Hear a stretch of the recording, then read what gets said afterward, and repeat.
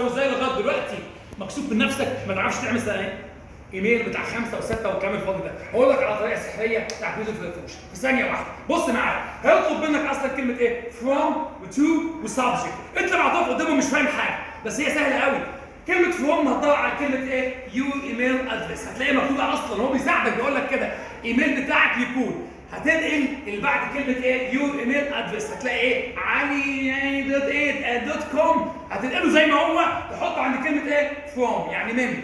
بعد كده تو، هو الايميل رايح لمين؟ سيبك من كده، هتدور على كلمه الحاجات اللي مديها لك يور فريند ادريس، هتنقل ايه بقى؟ الايميل اللي هو مديهولك ايه؟ علي.com، هتنقله هنا كده. كلمه بقى سبجكت هتجيبها منين الموضوع؟ هتدور على كلمه about.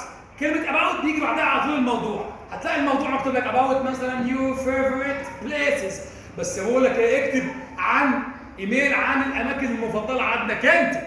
هتيجي تقول له ايه؟ عندي انا. حاضر، عندي انا ليه بقى؟ ماي. تحول كلمه يو في الايميل تكتبها ايه؟ ماي. اكتب عن اكلتك المفضله، هتقول ايه؟ اكلتي انا. اكتب عن صاحبك ماي فريند، تكتب ايه؟ تحول يو لماي وتكتب ايه اللي بعد كلمه اباوت. تعالى بقى اللي جايه بقى دي حاجات جاهزه كده محضرها لك وتبقى لذيذه قوي. هتكتب هاي وبعدين كوما واسم صاحبك الرخم مخيمه حسنين بسطويسي، تمام؟ وبعدين تكتب له ايه؟ مقدمه لازم تكتبها كده شيك كده. I write، انا بكتب this email، الايميل ده عشان to tell you، عشان اقول لك about نفس الحكايه. تجيب له العنوان اللي هو ايه؟ بعد كلمه about في الايه؟ في السؤال، وتكتبه له هنا، تمام؟ وبعد كده تكتب كانك بتكتب باراجراف من ثلاث جمل عاديه خالص. هتوصفها بالاز، يعني مثلا ايه؟ my favorite place is، يكون ايه؟ مكان المفضل ايه؟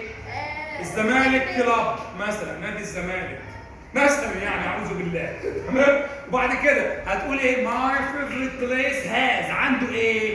مكان المفضل عنده ايه؟ وبعد كده I like، انا بحب this place، المكان ده. عمل 3 جمل حلوه قوي.